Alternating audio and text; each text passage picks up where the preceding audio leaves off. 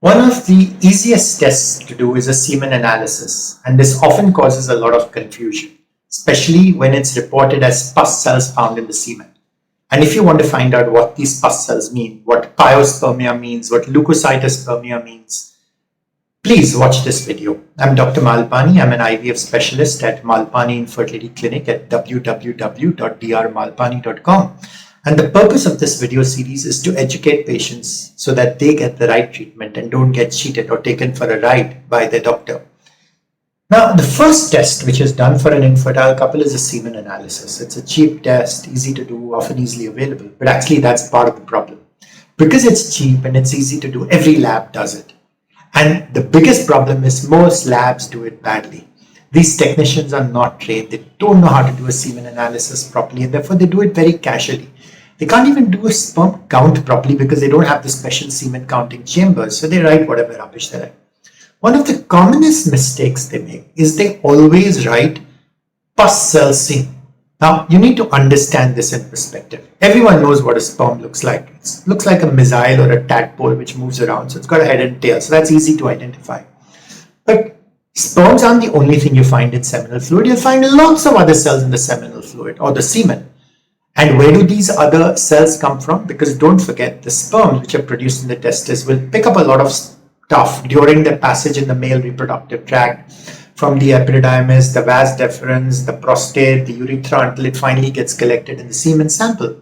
So all these cells which line the male reproductive tract, what's called the epithelial cells, will also get exfoliated and will be present in the semen sample. Just explaining to you that a semen sample is not just a pure sperm sample. It contains lots of other cells all the time, and that's perfectly routine. Now, what the technician does is whenever he sees a cell which is not a sperm cell, which is a round cell, he conveniently calls it a pus cell.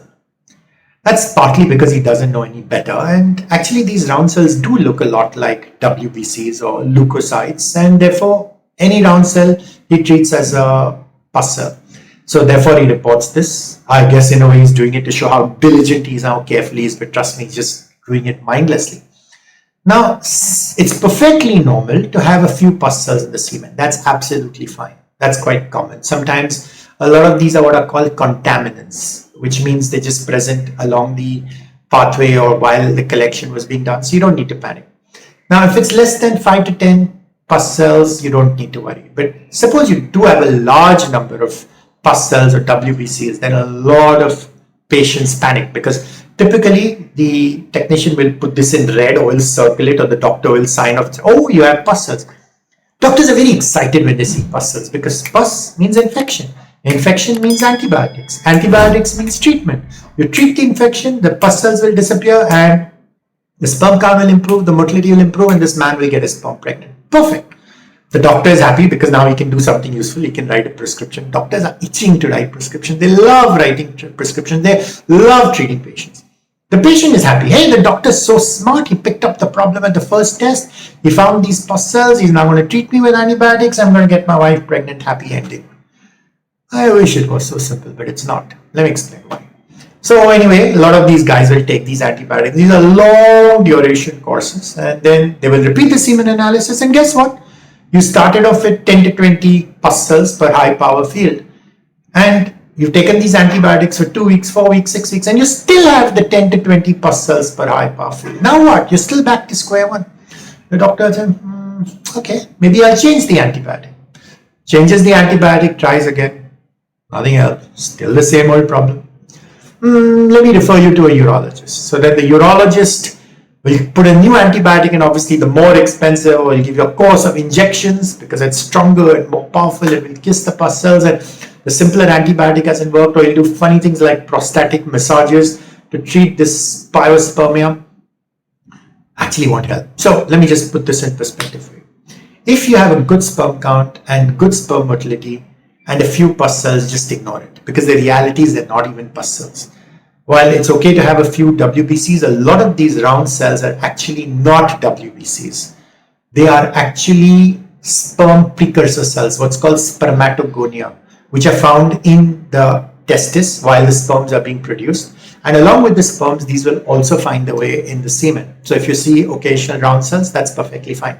How do you differentiate between a leukocyte or a WBC or a pus cell and one of these sperm precursor cells? Requires special stains, and most labs aren't capable of doing these special stains. So anytime they see a round cell, they just go ahead and report it as a pus cell, and that's how patients get fooled and doctors get fooled, and patients end up taking a lot of unnecessary, completely useless treatment, which means they waste time, they waste money, they're exposed to the side effects of these antibiotics, nothing really helps, they get fed up and they lose confidence in the doctor, obviously.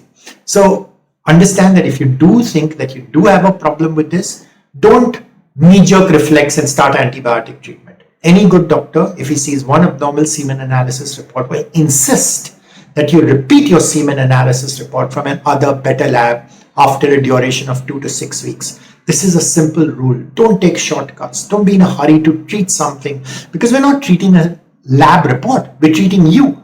And no antibiotic is benign and nothing is completely safe. And don't say, well, it's just a course of antibiotics. What do I lose when I take it? You will. And all these things have side effects. So it's fine to take it if you require it, but not otherwise.